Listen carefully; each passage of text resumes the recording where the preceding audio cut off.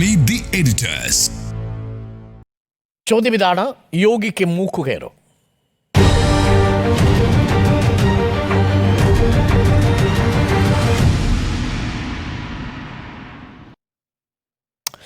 ഉണ്ണി ബാലകൃഷ്ണൻ, കേശവ് പ്രസാദ് മൗര്യയും യോഗി ആദിത്യനാഥും തമ്മിലാണ് ഏറ്റുമുട്ടൽ. ലഖ്നൌവിൽ നടന്ന വർക്കിംഗ് കമ്മിറ്റി യോഗത്തിലാണ് ഈ പ്രസംഗം ഉണ്ടാകുന്നത്, യോഗി ആദിത്യനാഥിൻ്റെ പ്രസംഗം ഉണ്ടാകുന്നത്. വർക്കിംഗ് കമ്മിറ്റിയിലെ അംഗങ്ങളോട് വികാരാധീനനായിട്ടാണ് കേശവ് പ്രസാദ് മൗര്യ കാര്യങ്ങൾ പറയുന്നത്. ഇത് അദ്ദേഹം നേരത്തെ 2017 കുറിച്ച ഒരു എക്സ് ട്വീറ്റ്, അന്നത്തെ സോഷ്യൽ മീഡിയയിൽ കുറിച്ചൊരു ട്വീറ്റ് വീണ്ടും അദ്ദേഹം ഷെയർ ചെയ്യുക കൂടി ചെയ്തിരിക്കുന്നു. Organisation is bigger than the government എന്നുള്ളത്. യോഗിക്ക് മൂക്കുകയറാണോ? നോക്കൂ, ഇത് ഒട്ടും തന്നെ അപ്രതീക്ഷിതമല്ല എന്നെ സംബന്ധിച്ചിടത്തോളം. ഇപ്പോൾ BJP-യിൽ സംഭവിച്ചുകൊണ്ടിരിക്കുന്ന കാര്യങ്ങൾ എന്ന് മാത്രവുമല്ല, യോഗി ആദിത്യനാഥിനെതിരെ ഇപ്പോൾ BJP-യിലെ ഒരു വിഭാഗം കേശവ് പ്രസാദ് മൗര്യയുടെ നേതൃത്വത്തിൽ നടത്തിക്കൊണ്ടിരിക്കുന്ന ഈ നീക്കത്തിന് പിന്നിൽ ദേശീയ നേതൃത്വത്തിൻ്റെ ഒരു മൗനസമ്മതമുണ്ട് എന്ന് വിചാരിക്കുന്ന ഒരാൾ കൂടിയാണ് ഞാൻ. നമുക്കറിയാമല്ലോ, 2024 പൊതു തെരഞ്ഞെടുപ്പിൽ ഇന്ത്യ മുന്നണി വലിയ മുന്നേറ്റം നടത്തി എന്നുള്ളത് ശരിയാണ്. അത് BJP-യുടെ പ്രതീക്ഷകളെ അട്ടിമറിച്ചു എന്നുള്ളതും യാഥാർത്ഥ്യമാണ്. എന്നാൽ BJP-യെ തോൽപ്പിക്കുന്നതിന് അഥവാ BJP-ക്ക് കേവല ഭൂരിപക്ഷം കിട്ടുന്നതിൽ നിന്ന് BJP-യെ പിന്നോട്ടടിക്കുന്നതിൽ വളരെ സുപ്രധാനമായൊരു പങ്ക് BJP-ക്ക് ഉള്ളിൽ നിന്ന് തന്നെ ചിലർ വഹിച്ചിട്ടുണ്ട് എന്ന കാര്യം നമ്മൾ കാണാതെ കൂടാ. അതിൽ ആദ്യത്തെ ആൾ യോഗി ആദിത്യനാഥാണ്. ഞാൻ ഈ തെരഞ്ഞെടുപ്പ് കാലത്ത് ഉടനീളം പറഞ്ഞിരുന്നൊരു കാര്യം, ഉത്തർപ്രദേശിൽ BJP-ക്ക് വലിയ വിജയമുണ്ടാകരുത് എന്ന് ആഗ്രഹിക്കുന്ന ആദ്യത്തെ നേതാവ് യോഗി ആദിത്യനാഥാണ്. അദ്ദേഹത്തിൻ്റെ പ്രസംഗത്തിൽ തന്നെ അതുണ്ടല്ലോ. അദ്ദേഹം പറഞ്ഞത് എന്താണ്? ഓവർ കോൺഫിഡൻസ് ആണ് ഈ പരാജയത്തിന് കാരണമെന്നാണ്. അമിതമായ ആത്മവിശ്വാസമാണ് നിങ്ങളെ പരാജയത്തിലേക്ക് കൊണ്ടെത്തിച്ചിരിക്കുന്നത് എന്ന് യോഗി ആദിത്യനാഥ് പറയുന്നു. എന്താണ് ഈ അമിതമായ ആത്മവിശ്വാസം? 400 സീറ്റ് എന്ന് പറഞ്ഞിട്ടാണല്ലോ ഇറങ്ങിയത്. ആ 400 സീറ്റ് എന്ന് പറഞ്ഞ് ഇറങ്ങിയപ്പോൾ ആദ്യഘട്ടത്തിൽ തന്നെ അത് ബുമറാങ് ചെയ്തു. എന്ന് മാത്രവുമല്ല, 400 സീറ്റ് നരേന്ദ്രമോദിക്ക് കിട്ടുന്നു എന്ന് പറഞ്ഞാൽ അപ്പോൾ തന്നെ ആദ്യം അപകടം മണത്ത നേതാവ് യഥാർത്ഥത്തിൽ രാഹുൽ ഗാന്ധിയല്ല, അല്ലെങ്കിൽ പ്രതിപക്ഷത്തെ ഏതെങ്കിലും നേതാവായിരുന്നില്ല, മറിച്ച് യോഗി ആദിത്യനാഥ് ആയിരുന്നു. കാരണം എന്താണ്? യോഗി ആദിത്യനാഥ് അടക്കമുള്ള ഒരു രണ്ടാം നിര നേതൃത്വത്തെ അംഗീകരിക്കുകയോ വളർത്തിക്കൊണ്ടുവരികയോ ചെയ്യുന്ന നേതൃത്വമല്ല നരേന്ദ്രമോദിയുടെയും അമിത്ഷായുടെയും. നിങ്ങളൊരു കാര്യം മനസ്സിലാക്കേണ്ടത്, യോഗി ആദിത്യനാഥിൻ്റെ പ്രായം എത്രയാണെന്നറിയാമോ? 52 വയസ്സാണ്. 52 വയസ്സേ ഉത്തർപ്രദേശ് മുഖ്യമന്ത്രി ആയിട്ടുള്ള യോഗി ആദിത്യനാഥിനുള്ളൂ. ഇപ്പോഴത്തെ കണക്ക് വെച്ചിട്ട്, അതായത് BJP-യുടെ നിയമം വെച്ചിട്ട് ഇനിയും ഒരു 23 വർഷം അദ്ദേഹത്തിൻ്റെ രാഷ്ട്രീയത്തിൽ, പാർലമെന്ററി രാഷ്ട്രീയത്തിൽ പ്രവർത്തിക്കാം. യോഗി ആദിത്യനാഥ് ഉത്തർപ്രദേശിൻ്റെ മുഖ്യമന്ത്രിയായി വന്നതിന് ശേഷം അദ്ദേഹത്തെ കാണുന്നത് ഭാവിയിലെ ഇന്ത്യയുടെ പ്രധാനമന്ത്രിയായിട്ടാണ്. അപ്പോൾ അങ്ങനെ ഒരു രാഷ്ട്രീയവുമായി മുന്നോട്ട് പോകുന്ന യോഗി ആദിത്യനാഥിനെ മൂക്ക് കയറിടാൻ നേരത്തെ തന്നെ നരേന്ദ്രമോദിക്കും അമിത്ഷായ്ക്കും പ്ലാൻ ഉണ്ട്. നിങ്ങളൊന്ന് മനസ്സിലാക്കേണ്ടത്, നരേന്ദ്രമോദിയും അമിത്ഷായും BJP പിടിച്ചെടുത്തതിന് ശേഷം ഏതെങ്കിലും ഒരു രണ്ടാം നിര നേതാവ് BJP-യിൽ ഉയർന്നു വന്നിട്ടുണ്ടോ? ഇനി ഉണ്ടായിരുന്ന നേതാക്കളുടെ അവസ്ഥ എന്താണ്? LK അദ്വാനിയെയും മുരളി മനോഹർ ജോഷിയെയും ആദ്യം തന്നെ അവരുടെ വീടുകളിലേക്ക് പറഞ്ഞു വിട്ടു. പിന്നെ ഓരോ സംസ്ഥാനങ്ങളും എടുത്ത് നോക്ക്.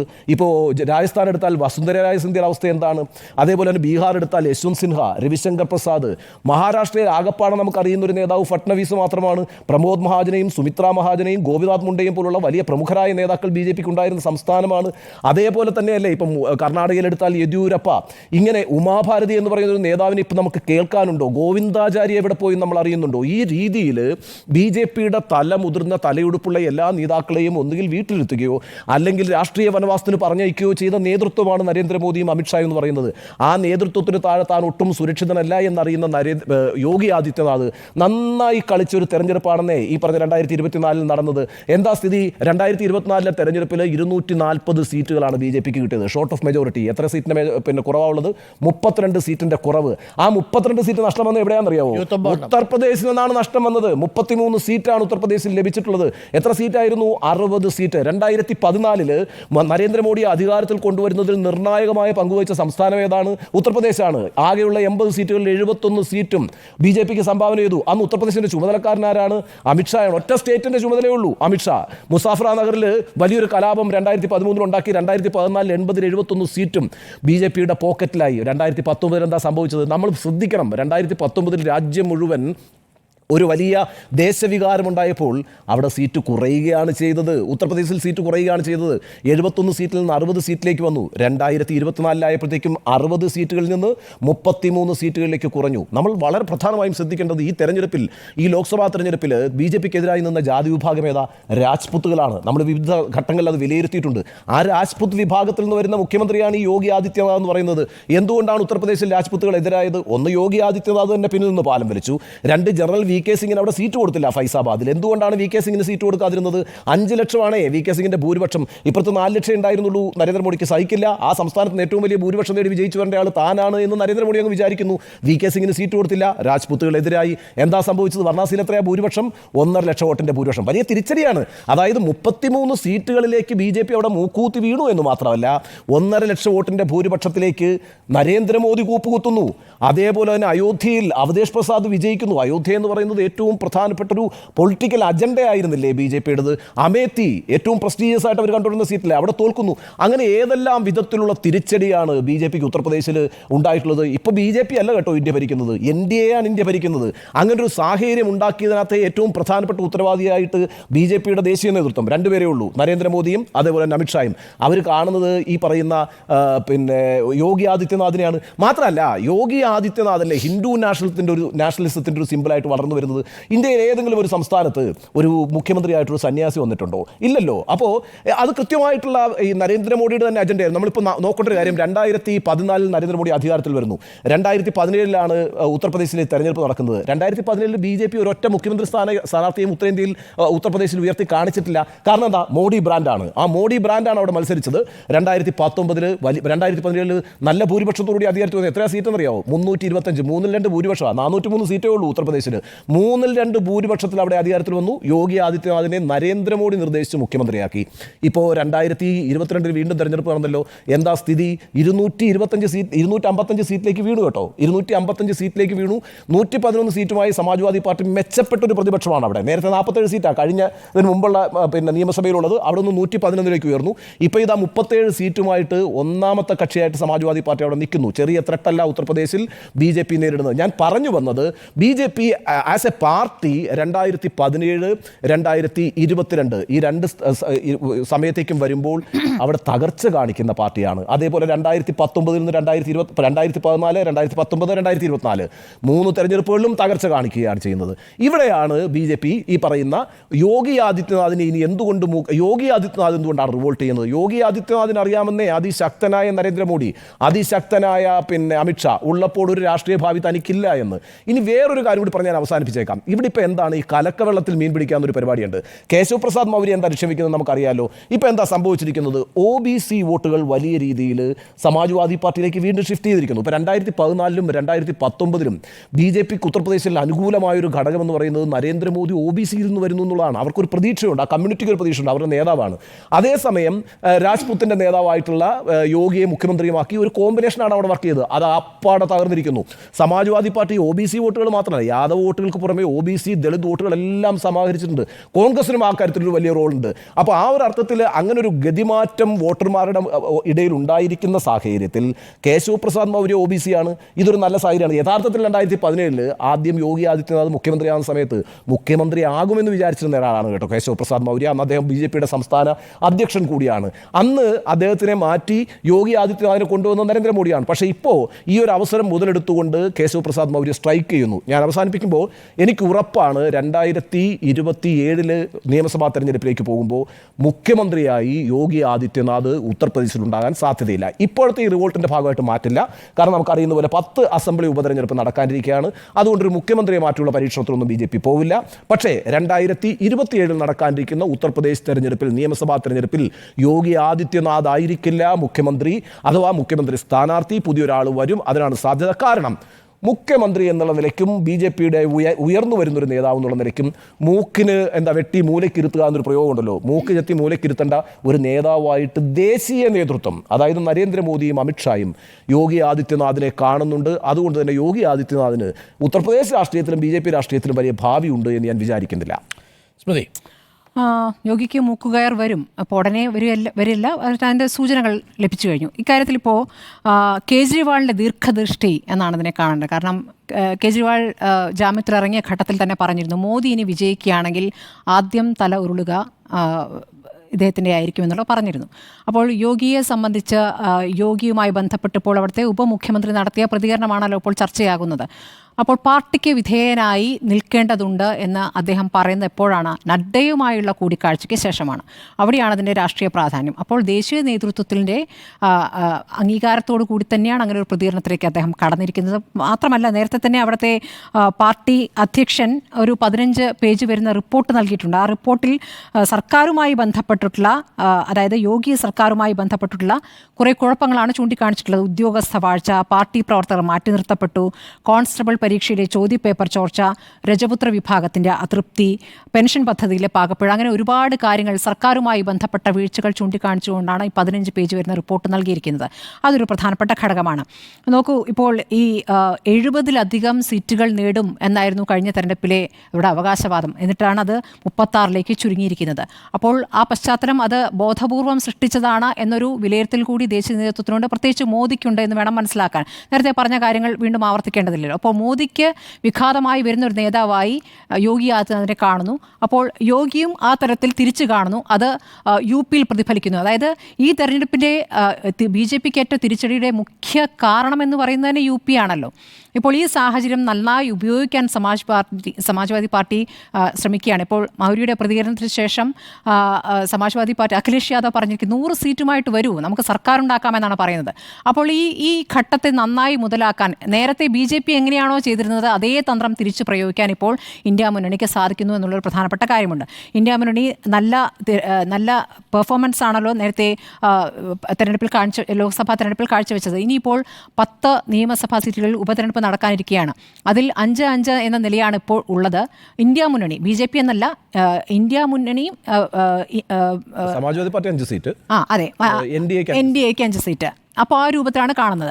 അപ്പോൾ ഇത് 5 എന്നുള്ളതൊരു 7 ആക്കിയാൽ മതി സമാജ്വാദി പാർട്ടിയെ സംബന്ധിച്ച്. അപ്പോൾ അങ്ങനെ വരുമ്പോൾ ഇന്ത്യ മുന്നണിക്ക് അത് വലിയ നേട്ടമാകും. അങ്ങനെ ഒരു ആത്മവിശ്വാസം അവരെ സംബന്ധിച്ചുണ്ട്. BJPക്ക് വലിയ തിരിച്ചടി ഉണ്ടായതിൻ്റെ തുടർച്ചയുണ്ടാകുന്നു. നേതാക്കൾ തന്നെ പരസ്യ പ്രതികരണങ്ങളിലേക്ക് വരുന്നു എന്നിടത്താണ് യോഗി ആദിത്യനാഥ് പറയുന്നത്. പക്ഷേ തൻ്റെ അമിത ആത്മവിശ്വാസമാണ് തിരിച്ചടിക്ക് കാരണമെന്നാണ് പറയുന്നത്. പക്ഷേ അതിലപ്പുറമുള്ള കാരണങ്ങൾ പാർട്ടി തന്നെ ചൂണ്ടിക്കാണിക്കുന്നു എന്നിടത്താണ് വിഷയം വരുന്നത്. ഇപ്പോൾ 403 അംഗ നിയമസഭയിൽ ഇപ്പോൾ ഉള്ളത് 283 സീറ്റാണ്. അപ്പോൾ 100 സീറ്റുമായി വരൂ, സർക്കാർ ഉണ്ടാക്കാമെന്നുള്ള ആവശ്യം ഇപ്പോൾ സമാജ്വാദി പാർട്ടി മുന്നോട്ട് വയ്ക്കുമ്പോൾ അത് ഈ ഭിന്നത കൃത്യമായി മുതലെടുക്കുക എന്നുള്ള ഒരു പ്രധാനപ്പെട്ട കാര്യമായി വരുന്നു. അപ്പോൾ നോക്കൂ, യോഗി ആദിത്യനാഥ് പ്രചാരണത്തിൽ ആദ്യഘട്ടത്തിൽ മോദിക്കൊപ്പം യോഗി ആദിത്യനെ കണ്ടിരുന്നില്ല. അപ്പോൾ ആ സമയത്ത് എന്തുകൊണ്ട് മാറ്റി നിർത്തപ്പെടുകയാണോ എന്ന ചർച്ചകളൊക്കെ ആ ഘട്ടത്തിൽ നടന്നിരുന്നു. അദ്ദേഹം മാറി നിൽക്കുകയായിരുന്നു, അദ്ദേഹത്തിന് വലിയ താല്പര്യക്കുറവുണ്ടായിരുന്നു എന്ന് കേൾക്കുന്നു. പിന്നീട് മോദി തന്നെ അദ്ദേഹത്തെ കൂടെ കൂട്ടുന്നു. ഇതാ ഞങ്ങൾ ഒരുമിച്ചാണ് എന്ന് സൂചിപ്പിക്കുന്ന ചില പ്രചാരണ പരിപാടികളിലെങ്കിലും യോഗി കൂടെ ഉണ്ടാകുന്നു. ഇതൊക്കെ നമ്മൾ കണ്ടതാണ്. അപ്പോൾ അത് തന്നെ പ്രശ്നം. മാത്രമല്ല, അവിടെ പ്രാണപ്രതിഷ്ഠ നടത്തിയെടുത്ത് മോദി പരാജയപ്പെടുത്തുന്നു എന്ന് വേണമെങ്കിൽ പറയാം. ഫൈസാബാദിൽ പരാജയം ഉണ്ടാകുന്നത് മോദിയെ സംബന്ധിച്ച് വലിയ തിരിച്ചടിയാണ്. ആ തിരിച്ചടി ഉണ്ടാക്കിയത് യോഗിയാണ് എന്നൊരു വിലയിരുത്തൽ സ്വാഭാവികമായി മോദി അമിത്ഷാ സഖ്യത്തിനുണ്ട്. അപ്പോൾ ഈ പറയുന്ന മാതിരി 50 മണ്ഡലങ്ങളിൽ വിധി നിർണായകമായത് OBC വിഭാഗങ്ങളുടെ വോട്ടാണ്. അവിടെയൊക്കെ ഈ യാദവേതര വിഭാഗത്തെയൊക്കെ ഒരുമിപ്പിക്കാൻ, ന്യൂനപക്ഷത്തെ കൊണ്ടുവരാനൊക്കെ സമാജ്വാദി പാർട്ടിക്ക് കഴിഞ്ഞിട്ടുണ്ട്. ആ തന്ത്രം ഇപ്പുറത്ത് തുടരും, അപ്പുറത്ത് ഭിന്നതയും തുടരും. അപ്പോൾ സമീപ ഭാവിയിൽ, ഇപ്പോൾ തൊട്ട് അടുത്തില്ലെങ്കിലും അടുത്ത ഭാവിയിൽ തന്നെ അത് സംഭവിക്കാം. തീർച്ചയായിട്ടും. യോഗിക്ക് മൂക്കുകയറോ എന്ന ചോദ്യത്തിന് തീർച്ചയായും യോഗിക്ക് മൂക്കുകയറ് മാത്രമല്ല, യോഗിയെ വനവാസത്തിന് അയക്കാൻ പോകുന്നു എന്നാണ് എൻ്റെ ടേക്ക്. ഞാൻ യോഗിയുടെ കാര്യത്തിലേക്ക് വരുന്നതിന് മുമ്പ് 2 സംഭവ വികാസങ്ങൾ കൂടി പറയാം. ഞാൻ മനസ്സിലാക്കുന്നത്, മാർഗവും ലക്ഷ്യവും നഷ്ടപ്പെട്ട് ഏതെങ്കിലും ഒരു പ്രസ്ഥാനമോ ഏതെങ്കിലും ഒരു കുലമോ അധികാരത്തിലേക്ക് എത്തിയിട്ടുണ്ടെങ്കിൽ തമ്മിലടിച്ചു പിരിച്ച ചരിത്രമേ ഉണ്ടായിട്ടുള്ളൂ. ഇവിടെയും സംഭവിക്കാൻ പോകുന്നതാണ്. നമ്മൾ യാദവ കുലത്തെക്കുറിച്ചാണ് പറഞ്ഞു കേൾക്കുന്നതെങ്കിലും ഉത്തർപ്രദേശ് രാഷ്ട്രീയത്തിലും BJPയുടെ സംഘപരിവാർ രാഷ്ട്രീയത്തിലും ഒരു തിരിച്ചടിയുടെ കാലമാണ് സൂചിപ്പിക്കുന്നത്. ആഭ്യന്തര കലഹം മൂർച്ഛിക്കുന്നു. ഇത് ഉത്തർപ്രദേശിൽ മാത്രമല്ല, വെസ്റ്റ് ബംഗാളിലേക്കൊന്ന് നോക്കൂ. വെസ്റ്റ് ബംഗാളിൽ അവിടെ സുഗേന്ദ മജുംദാറും ഒപ്പം സുവേന്ദു അധികാരിയും തമ്മിലുള്ള പോരാട്ടം തുടങ്ങിക്കഴിഞ്ഞു. സുവേന്ദു അധികാരി പറഞ്ഞിരിക്കുന്നു, BJPയുടെ നരേന്ദ്രമോദിയുടെ ടാഗ് ലൈൻ മാറ്റണം, സബ്കാ സാത്ത് സബ്കാ വികാസ് എന്നതിൽ നിന്ന് ഇനി ഞാൻ അങ്ങനെ പറയില്ല, മുസ്ലിങ്ങളെ പൂർണ്ണമായും ഒഴിവാക്കണം, സബ്കാ സാത്ത് സബ്കാ വികാസ് തിരിച്ചടിച്ചു. മോദി ഉണ്ടാക്കിയ ടാഗ് ലൈനാണ്. ആ ടാഗ് ലൈൻ മാറ്റണം എന്ന് പറയുന്നത് സുവേന്ദു അധികാരിയാണ്. അത് ആർക്കാണ്? സുവേന്ദു അധികാരി പറഞ്ഞു കഴിഞ്ഞ ഉടനെ തന്നെ ഡാമേജ് മനസ്സിലാക്കിയ വെസ്റ്റ് ബംഗാളിൻ്റെ BJP ചീഫ് മജുംദാർ വന്ന് പറയുന്നുണ്ട്, അത് അദ്ദേഹത്തിൻ്റെ പേഴ്സണൽ അഭിപ്രായമാണ്. സുവേന്ദു അധികാരി തള്ളി പറഞ്ഞിരിക്കുന്നു, BJPയിൽ അടിപൊട്ടി. എവിടെ? വെസ്റ്റ് ബംഗാളിൽ. ഇനി ഒരു കാര്യം കൂടി ഞാൻ പറയാം. ജാർഖണ്ഡിലെ ഗുംലയിൽ നമ്മളുടെ RSS മേധാവി മോഹൻ ഭഗവത് ഇന്നൊരു പ്രസംഗം നടത്തി. മോഹൻ ഭഗവത് നടത്തിയ പ്രസംഗത്തിൽ ഒരു ഭാഗം ഇങ്ങനെയാണ്: in the course of self development, ആത്മവികാസത്തിൻ്റെ ഒരു ഘട്ടത്തിൽ a man want to become a superman, ഒരു മനുഷ്യൻ സൂപ്പർമാൻ ആവാൻ ആഗ്രഹിക്കും. ദെൻ ദേവത, അതിനുശേഷം ദേവതയാവാൻ ആഗ്രഹിക്കും. ആൻഡ് ഭഗവാൻ, അതിനുശേഷം ഭഗവാനാകാൻ ആഗ്രഹിക്കും. ആൻഡ് ആസ്പയർ ഫോർ വിശ്വരൂപ്, അദ്ദേഹം വിശ്വരൂപം ആർജിക്കാൻ ആഗ്രഹിക്കും. But nobody is certain what lies ahead, പക്ഷേ ആർക്കും നിശ്ചയമില്ല എന്താണ് മുമ്പിൽ കിടക്കുന്നത്. ഇത് ആരെ ഉദ്ദേശിച്ചാണ് എന്നുള്ളത് ഞാൻ പ്രേക്ഷകർക്ക് വിട്ടുകൊടുക്കുന്നു. മനുഷ്യൻ അവൻ്റെ ആത്മവികാസത്തിൻ്റെ ഒരു ഘട്ടത്തിൽ പരമാത്മാവായും ഭഗവാനായും ഒക്കെ മാറാൻ ആഗ്രഹം പ്രകടിപ്പിക്കും. പക്ഷേ എന്താണ് മുൻപിൽ കിടക്കുന്നതെന്നറിയില്ല. ഇന്ന് മോഹൻ ഭഗവത് പറഞ്ഞതുപോലെ അക്ഷരാർത്ഥത്തിൽ വാട്ട് ലൈസ് എഹെഡ്, മുൻപിൽ എന്താണ് എന്ന അനിശ്ചിതാവസ്ഥയിലാണ് ഉത്തർപ്രദേശിലെങ്കിലും BJP. എന്തുകൊണ്ടെന്നാൽ നമ്മൾ ലഖ്നൌവിൽ കഴിഞ്ഞ ഞായറാഴ്ച നടന്ന വർക്കിംഗ് കമ്മിറ്റി യോഗത്തിലെ 2 പ്രധാനപ്പെട്ട പ്രസ്താവനകളും 2 റിപ്പോർട്ടുകളുമാണ് ഞാൻ പറയുന്നതിന് ആധാരം. അതിലൊന്ന്, BJPയുടെ ഉത്തർപ്രദേശിലെ ഡെപ്യൂട്ടി CM ആയ കേശവ് പ്രസാദ് മൗര്യയും ഒപ്പം മുഖ്യമന്ത്രിയായ യോഗി ആദിത്യനാഥ് നടത്തിയിരിക്കുന്ന 2 പ്രസ്താവനകൾ. അതിൽ കേശവ് പ്രസാദ് മൗര്യ പറയുന്നു, ലഖ്നൌവിലെ വർക്കിംഗ് കമ്മിറ്റി യോഗത്തിൽ ഏകദേശം 2000-ഓളം തൻ്റെ അനുയായികളെ അണിനിരത്തിക്കൊണ്ട് വളരെ വൈകാരികമായി പ്രസംഗിക്കുകയാണ്. The organization is bigger than the government, ഈ ഓർഗനൈസേഷൻ സർക്കാരിനേക്കാൾ വലുതാണ്. ഈ വാചകം എവിടെയോ കേട്ടിട്ടുണ്ടല്ലോ എന്ന് ആലോചിക്കുമ്പോഴാണ് 2017 സിറാത്തു മണ്ഡലത്തിൽ ഇദ്ദേഹം പരാജയപ്പെട്ട് കഴിഞ്ഞിട്ട് വീട്ടിൽ വന്നിട്ട് ഫേസ്ബുക്കിൽ ഇടുന്നുണ്ട്, പാർട്ടിയാണ് വലുത്, സർക്കാരല്ല വലുത് എന്ന്. അന്ന് യോഗി ആദിത്യനാഥിനെ എതിർത്തുകൊണ്ട് ഇതേ മൗര്യ അന്നിട്ടിരിക്കുന്നൊരു ഫേസ്ബുക്ക് പോസ്റ്റ് ഉണ്ട്. അതിൻ്റെ തനിയാവർത്തനമാണ് ലോക്സഭാ തെരഞ്ഞെടുപ്പിൻ്റെ പരാജയത്തിന് ശേഷവും. അന്ന് സിറാത്തു മണ്ഡലത്തിൽ പല്ലവി പട്ടേലിനോട് പരാജയപ്പെട്ടെങ്കിൽ ഇത്തവണ ഉപമുഖ്യമന്ത്രിയായി അധികാരത്തിലിരിക്കുമ്പോഴും ലോക്സഭാ പരാജയത്തിൻ്റെ ഉത്തരവാദിത്വം അന്ന് പറഞ്ഞതുപോലെ യോഗി ആദിത്യനാഥിന് തന്നെയാണെന്ന് കേശവ് പ്രസാദ് മൗര്യ ഈ എക്സ് ട്വീറ്റിലൂടെ കുറിക്കുന്നു. അതാണ് ഏറ്റവും പ്രധാനപ്പെട്ട ഒരു ടേക്ക്. എന്നാൽ യോഗി ആദിത്യനാഥ് തിരിച്ചടിക്കുന്നത് എങ്ങനെയാണ്? When we assume with such a confidence that we are winner, naturally we have to pay the price. നമ്മൾ അമിതമായ ആത്മവിശ്വാസത്തിൽ മുന്നോട്ട് പോകുമ്പോൾ സ്വാഭാവികമായും അതിന് കനത്ത വില നൽകേണ്ടി വരും എന്നാണ് ലഖ്നൌവിലെ ഈ വർക്കിംഗ് കമ്മിറ്റി യോഗത്തിൽ യോഗി ആദിത്യനാഥ് പറയുന്നത്. അതാണ് ഏറ്റവും പ്രധാനപ്പെട്ട കാര്യം. എന്നിട്ട് യോഗി ആദിത്യനാഥ് ആ പ്രസംഗത്തിൽ സൂചിപ്പിക്കുന്നുണ്ട്, ഈ സർക്കാരിൻ്റെ ഈ ഉത്തർപ്രദേശിലെ ലോക്സഭാ പരാജയത്തിൻ്റെ കാരണമായിട്ട് അദ്ദേഹം കണ്ടെത്തുന്ന ചില ഘടകങ്ങളുണ്ട്. അതിലൊരു ഘടകം നേരത്തെ പറഞ്ഞതുപോലെ ഓവർ കോൺഫിഡൻസ്, നമ്മൾ ഈ പറഞ്ഞ വാചകം. രണ്ടാമത്തെ അദ്ദേഹം പറയുന്നു, ഡബിൾ എഞ്ചിൻ സർക്കാരിൻ്റെ നേട്ടങ്ങളെ ജനങ്ങളിലേക്ക് എത്തിക്കാൻ കഴിയാതെ പോയി എന്നുള്ളത്. ആരാ തെരഞ്ഞെടുപ്പ് ക്യാമ്പയിൻ നടത്തിയത്? ആരാണിത് പ്രചരണത്തിൽ എത്തിക്കേണ്ടിയിരുന്നത്? BJPയുടെ സംസ്ഥാന അധ്യക്ഷനും JP നദ്ദയും ദേശീയ അധ്യക്ഷനും ഒപ്പം നരേന്ദ്രമോദിയും അമിത്ഷായും. പ്രചരണത്തിൽ ഈ യോഗി ആദിത്യനാഥിനേക്കാൾ കൂടുതൽ സംസാരിച്ചത് നരേന്ദ്രമോദിയാണ്. അപ്പോൾ നരേന്ദ്രമോദി പ്രചരണത്തിലൊരു പരാജയമായിരുന്നു എന്ന് പറയുന്നതിന് പകരം അദ്ദേഹം പറഞ്ഞ മനോഹരമായ വാചകം ഇതാണ്: ഈ ഡബിൾ എഞ്ചിൻ സർക്കാരിൻ്റെ നേട്ടം ജനങ്ങളിലേക്ക് എത്തിക്കുന്നതിൽ പരാജയപ്പെട്ടു. Modi, you are A failed communicator എന്ന് പറയാതെ പറയുകയാണ് യോഗി ആദിത്യനാഥ്. മൂന്നാമത്, 400 സീറ്റ് എന്നുള്ള വാദം ഭരണഘടന തിരുത്തി എഴുതുമെന്ന പ്രതീതി സൃഷ്ടിച്ചു എന്നുള്ളതാണ് മൂന്നാമത്തെ കാര്യം. അദ്ദേഹം നേരിട്ട് പറയുകയാണ്. ഇതാരാ പറഞ്ഞത്? അബ് കി ബാർ 400 പാർ എന്ന മുദ്രാവാക്യം മുഴക്കുന്നത് നരേന്ദ്രമോദിയാണ്. മൂന്നാമത്തത്. നാലാമത്തത്, ഈ സാമൂഹിക മാധ്യമങ്ങൾ വളരെ ദുർബലമായിട്ട് മാത്രമാണ് ഉത്തർപ്രദേശിൽ ഈ ക്യാമ്പയിൻ ഏറ്റെടുത്തിരിക്കുന്നത്. അപ്പോൾ ഈ ദുർബലമായ സാമൂഹിക മാധ്യമങ്ങളുടെ സാന്നിധ്യം, 400 സീറ്റ് കിട്ടുമെന്നുള്ള പ്രചരണം, ഒപ്പം പാർട്ടി ഡബിൾ എഞ്ചിൻ സർക്കാരിൻ്റെ നേട്ടങ്ങൾ പ്രചാരണത്തിൽ ശക്തമായി ഉപയോഗിക്കാൻ കഴിയാതെ പോയത്, അമിതാത്മവിശ്വാസം, ഇത്രയുമാണ് പരാജയത്തിൻ്റെ കാരണമെന്ന് യോഗി ആദിത്യനാഥ് പറയുമ്പോൾ ശരങ്ങൾ കൊള്ളുന്നത് പാർട്ടിയിലേക്കാണ്, സംഘടനയിലേക്കാണ്, ദേശീയ നേതൃത്വത്തിലേക്കാണ്. അതിൽ ഏറ്റവും പ്രധാനപ്പെട്ടത് ഭൂപേന്ദ്ര ചൗധരിയിലേക്കും JP നദ്ദയിലേക്കും അമിത്ഷായിലേക്കും തീർച്ചയായിട്ടും നരേന്ദ്രമോദിയിലേക്കുമാണ് എന്നുള്ളതാണ്. എന്നാൽ ഇതിനെ കൗണ്ടർ ചെയ്തുകൊണ്ട് മറ്റൊരു റിപ്പോർട്ട് ഉത്തർപ്രദേശിൽ നിന്ന് കേന്ദ്രത്തിലേക്ക് പോകുന്നുണ്ട്. അതാണ് ഭൂപേന്ദ്ര ചൗധരി നേരത്തെ സ്മൃതി ഇവിടെ സൂചിപ്പിച്ച 10,000-40,000-ഓളം വരുന്ന പാർട്ടി പ്രവർത്തകരെ 80 മണ്ഡലങ്ങളിലും കണ്ട് തയ്യാറാക്കി എന്ന് പറയപ്പെടുന്ന റിപ്പോർട്ട്. അതിൽ പറഞ്ഞ കാരണങ്ങൾ എന്തൊക്കെയാണെന്നറിയാമോ? ഒന്ന്, സർക്കാർ പാർട്ടിയെ അവഗണിച്ചു. എന്താണോ യോഗി ആദിത്യനാഥ് പറഞ്ഞത് അതിൻ്റെ നേരെ ഘടകവിരുദ്ധമായ റിപ്പോർട്ടാണ് നിലവിൽ ഉത്തർപ്രദേശിലെ പാർട്ടി അധ്യക്ഷൻ ഭൂപേന്ദ്ര ചൗധരി കേന്ദ്രത്തിന് കൊടുത്തിരിക്കുന്നത്. സർക്കാർ പാർട്ടിയെ അവഗണിച്ചു, നമ്പർ 1. 2, പാർട്ടി പ്രവർത്തകർക്ക് ഈ സർക്കാരിനോട് അവമതിപ്പുണ്ടായി എന്നുള്ളത്. എന്നിട്ട് അതിനെ വിശദീകരിക്കാൻ പറയുന്നത് എന്താ? നമ്മുടെയൊക്കെ സംവിധാനത്തിൽ RSSും പാർട്ടി പ്രവർത്തകരുമാണ് ജനങ്ങളുമായി സംവദിക്കേണ്ടത്. പക്ഷേ യോഗി ആദിത്യനാഥിൻ്റെ ഭരണത്തിൽ അങ്ങനെ നേരിട്ട് പറഞ്ഞില്ലെങ്കിലും കളക്ടറാണ് തീരുമാനമെടുക്കുന്നത്. ബാബു സാബുമാരാണ് അവിടെ തീരുമാനങ്ങൾ എടുക്കുന്നത്. RSSന്റെയോ BJPയുടെയോ പ്രാദേശിക നേതാക്കളെക്കാൾ കൂടുതൽ പ്രാധാന്യം ജില്ലാ വരണാധികാരികൾക്ക് കിട്ടി. ഉദ്യോഗസ്ഥന്മാർ ഭരിച്ചു തുടങ്ങി. ബുൾഡോസർ രാജ് എന്നുള്ളത് ഭംഗീന്ദ്രനെ സൂചിപ്പിക്കുകയാണ്. എന്നിട്ട് പറയുന്നു പേപ്പർ ലീക്കേജ്. ഈ സർക്കാരിൻ്റെ കാലത്തുമുണ്ടായ പേപ്പർ ലീക്കേജ് ചെറുപ്പക്കാർക്കിടയിൽ വലിയ രീതിയിലുള്ള അവമതിപ്പുണ്ടാക്കി കഴിഞ്ഞു എന്ന് പറയുന്നു. ആ പേപ്പർ ലീക്കേജിൻ്റെ കാര്യം പറയുമ്പോൾ ഒരു കാര്യം കൂടി നമ്മൾ ചൂണ്ടിക്കാട്ടണം. ഈ സർക്കാരിൻ്റെ കാലത്ത് മാത്രം നടന്ന പേപ്പർ ലീക്കേജ് എത്രയാണ് എന്നുള്ളത് വരുൺ ഗാന്ധി കോട്ട് ചെയ്യുന്നുണ്ട്. വരുൺ ഗാന്ധി 2019 പറഞ്ഞത് 2 വർഷങ്ങൾ കൊണ്ട് 21 ചോദ്യപേപ്പർ ചോർച്ചകൾ 17 ചോദ്യപേപ്പർ ചോർച്ചകൾ ഉണ്ടായി എന്നാണ് 2021 പറഞ്ഞത്. 2019 മുതൽ 21 വരെയുള്ള കാലഘട്ടത്തിൽ 21 ചോദ്യപേപ്പർ ചോർച്ചയാണ് ഉത്തർപ്രദേശിൽ മാത്രമുണ്ടായത്. 2021 ശേഷമോ ഉത്തർപ്രദേശിലെ ലേഖ്പാൽ റിക്രൂട്ട്മെന്റിൽ വില്ലേജ് അക്കൗണ്ടന്റ് ഓഫീസർമാരെ നിയമിക്കുന്നതിൽ വലിയ രീതിയിലുള്ള പേപ്പർ ലീക്കേജ് ഉണ്ടായി. ആ പേപ്പർ ചോർച്ച അടയ്ക്കാൻ കഴിഞ്ഞില്ല. ഒടുവിൽ അന്വേഷണം പ്രഖ്യാപിച്ചു. അന്വേഷണം എങ്ങും എത്തിയില്ല. ചിലരെ മാത്രം പേരിന് വേണ്ടി അറസ്റ്റ് ചെയ്തു.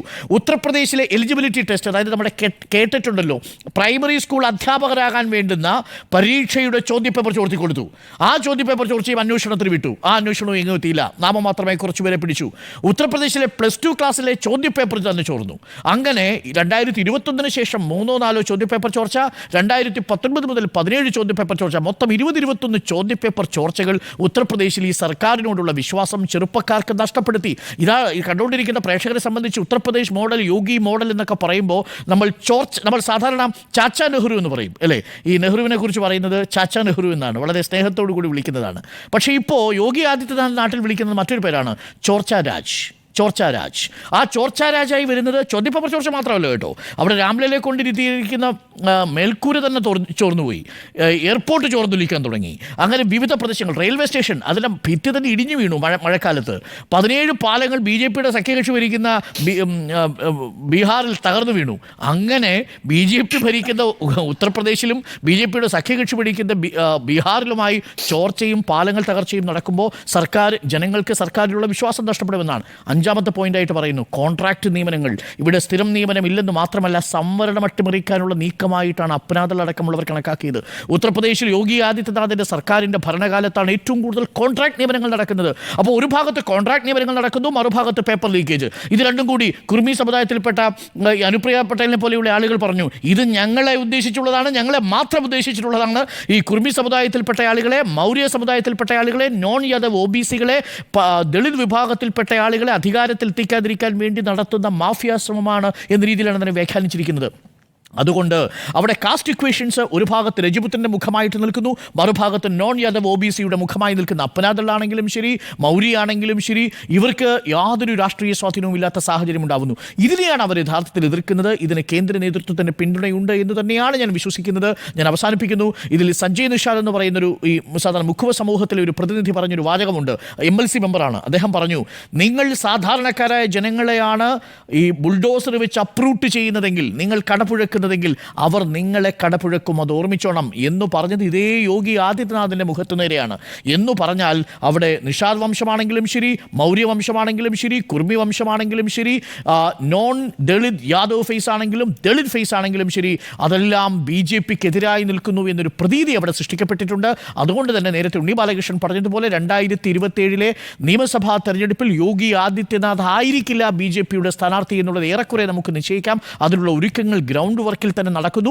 അവിടെ മൗര്യയെ മുൻനിർത്തി, ഭൂപേന്ദ്ര ചൗധരിയെ മുൻനിർത്തി കേന്ദ്ര നേതൃത്വം ശക്തമായ കളി തുടങ്ങിക്കഴിഞ്ഞിരിക്കുന്നു. അതിൻ്റെ പരിണിത ഫലം എന്ന് പറയുന്നത് യോഗി ആദിത്യനാഥിന് പ്രായം ചെല്ലും മുൻപ് ഒരു വനവാസം വിധിക്കലാണ്. ഞാനൊരു ഇടവേളയ്ക്ക് പോകാം. ഇടവേളയ്ക്ക് ശേഷം തിരികെ വരാം.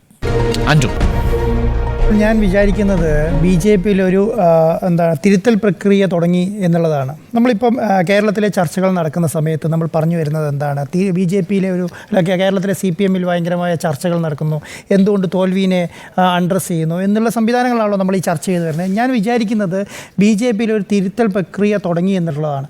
അതിൻ്റെ ഒരു ഭാഗമായിട്ടാണ് ഇപ്പോൾ UPയിൽ ഈ പറഞ്ഞ ചർച്ചകൾ മുഴുവൻ നടക്കുന്നത്. ഈ യോഗത്തിൽ എന്താണ് അരുണെ ചർച്ച ചെയ്തിട്ടുള്ളത്?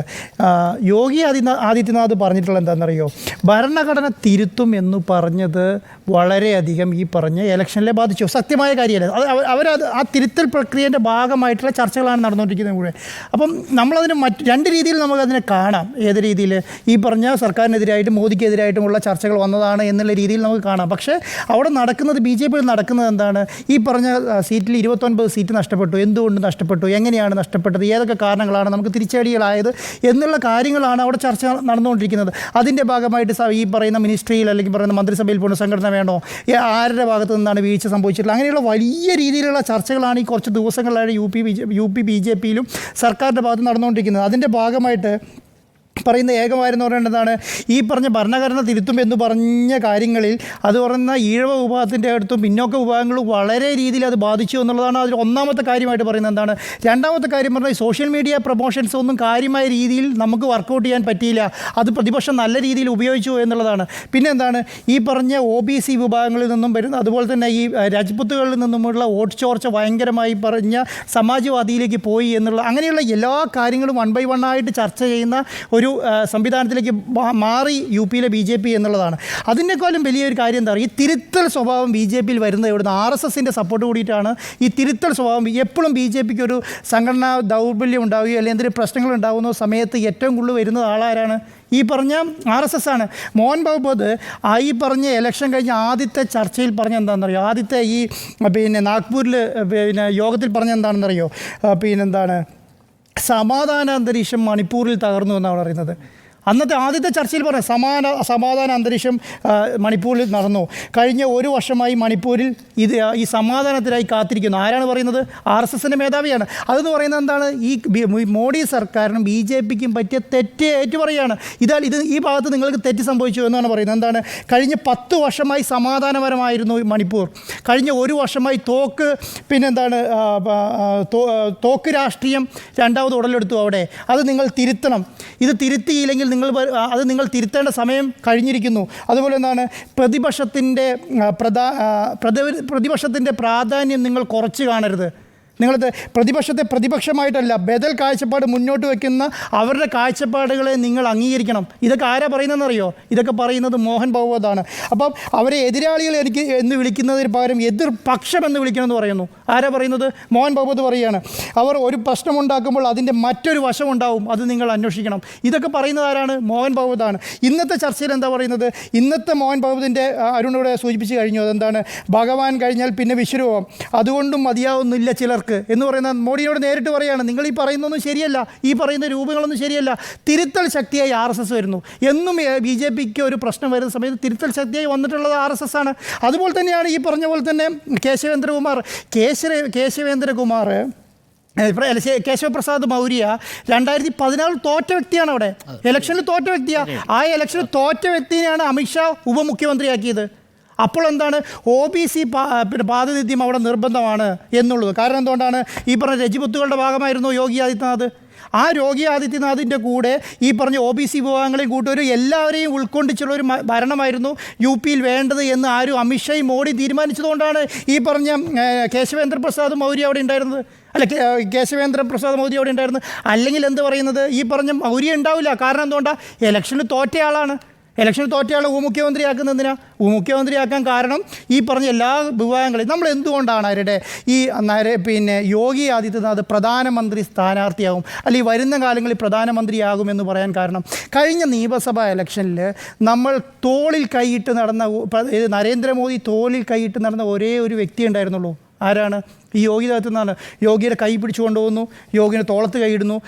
അത് ജനങ്ങൾക്കിടയിൽ നരേന്ദ്രമോദി കഴിഞ്ഞാൽ അത് അടുത്തത് യോഗിയാണ് പ്രധാനമന്ത്രിയായി വരാൻ പോകുന്നത്. സ്വന്തം അനിയനെ പോലെയോ സ്വന്തം സഹോദരനെ പോലെയോ ഒക്കെ തോളിൽ കൈയിട്ട് ഇങ്ങനെയാണ് നമ്മുടെ സംവിധാനം നടത്താൻ പോകുന്നത് എന്ന് പറഞ്ഞൊരു വലിയ ക്യാമ്പയിനായിരുന്നു കഴിഞ്ഞ നിയമസഭാ ഇലക്ഷനിൽ യോഗി ആദിത്യനാഥ് നടത്തിയിരുന്നത്. അത് ലോകത്തെ അല്ലെങ്കിൽ ഇന്ത്യയിലെ മറ്റുള്ള ജനങ്ങൾക്കിടയിൽ നരേന്ദ്രമോദി കഴിഞ്ഞാൽ യോഗി ആദിത്യനാഥാണ് വരാൻ പോകുന്നത് എന്നുള്ള നിലയിലേക്ക് ഒരു നെറേറ്റീവ് സൃഷ്ടിക്കപ്പെട്ടു യോഗിൻ്റെ ആയത്തിൽ.